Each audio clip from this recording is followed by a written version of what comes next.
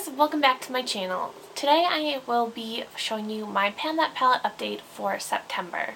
So let's get started as usual with my Hourglass Ambient Lighting palette. So in August I used up the little jar I had of Radiant Light, so I just have this jar of incandescent light left, and I'll show you how much is left. And I'm not sure how different that looks. To be honest, right after I finished using Radiant Light, I kind of lost the motivation to use this palette on a daily basis. Or not the motivation, I just kind of forgot about it. Like, there was all this buildup, I used it up, and then I just stopped reaching for it for some reason. But I've tried to get back into it in the last week or so, so I'm working on it.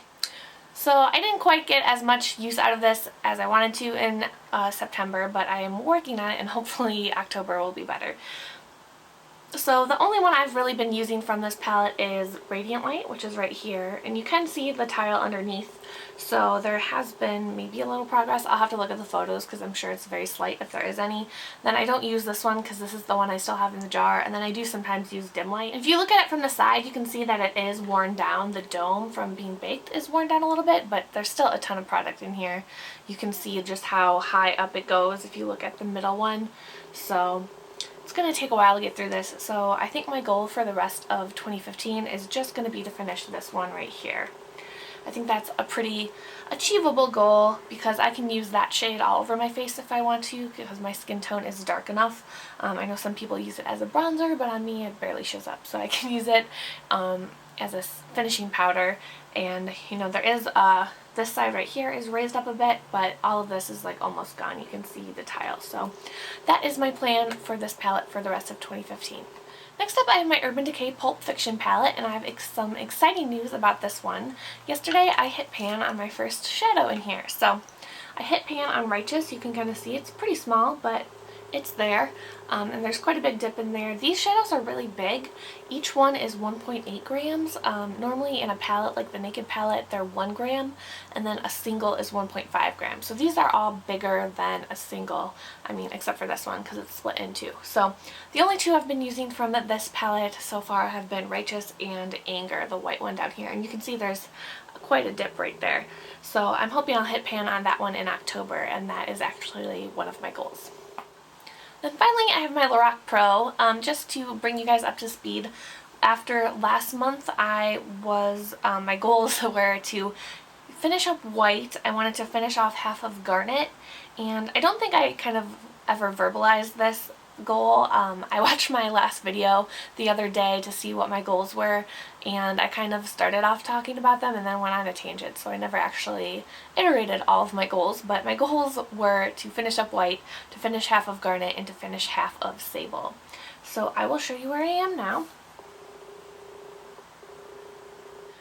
So I did finish off white, and I was just kind of using that as a base before I used any other colors to kind of make it easier to blend things. So once I used white, I started using Righteous in the Urban Decay palette, and that's how I started to hit pan on that one.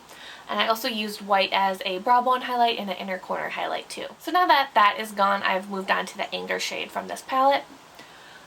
Taupe I use in the crease all the time. I've still been mostly doing the two looks I've mentioned in my past few update videos. The look with light bronze, garnet, sable, taupe, and white. Well, not white anymore. And then the look with pewter, mauve, and I use light pink and white in that one as well. So that's really what I've been focusing on throughout September.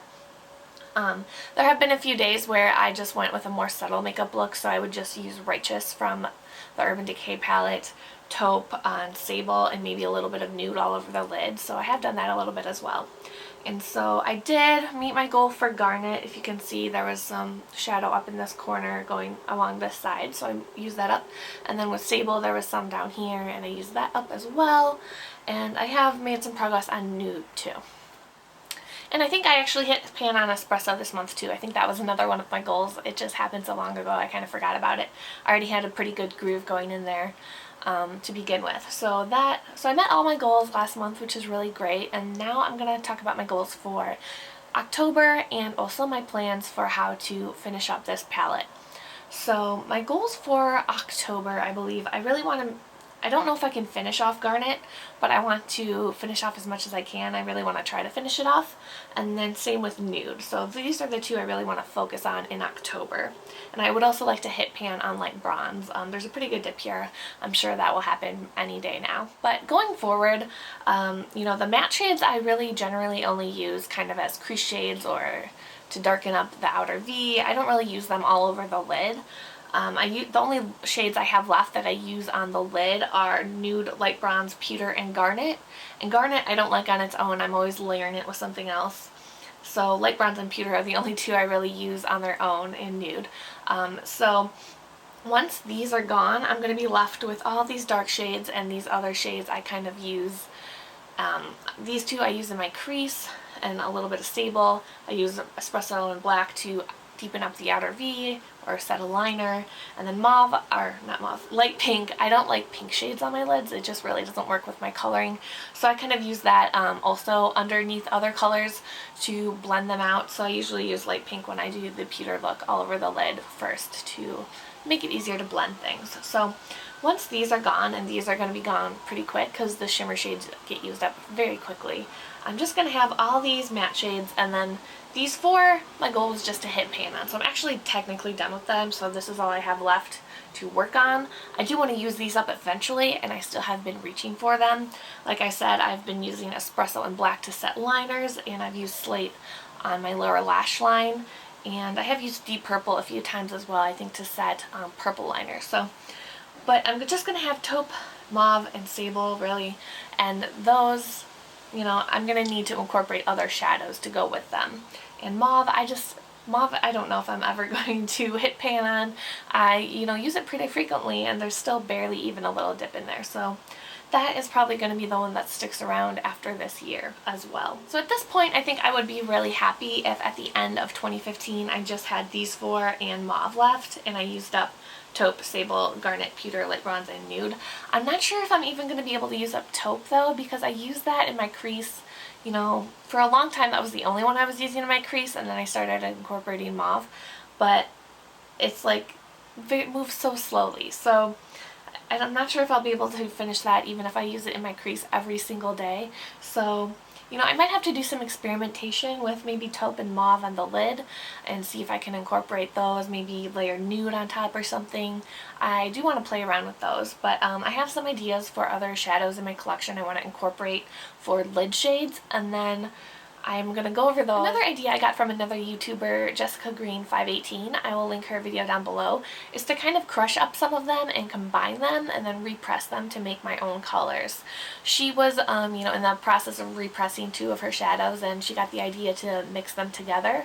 So she mixed together Gold and Champagne, and she got a really lovely shade that kind of looks like Light Bronze, which is similar to what I was doing when I was layering them. But I thought it would be fun to kind of mix and match and see if I can make something I really like, especially using maybe a little bit of Garnet and Nude, because those are two that I've layered together, or Garnet and Slate. And then you can kind of play with the ratios and come up with something you really like. So I might look into doing that in October. I might also try using some Light Pink, because that's kind of the same as Nude, just with no shimmer, and adding that to some of the shades that I usually use Nude with. So we'll see what I come up with and if I get to that this month, but that is something that I would like to try out at some point.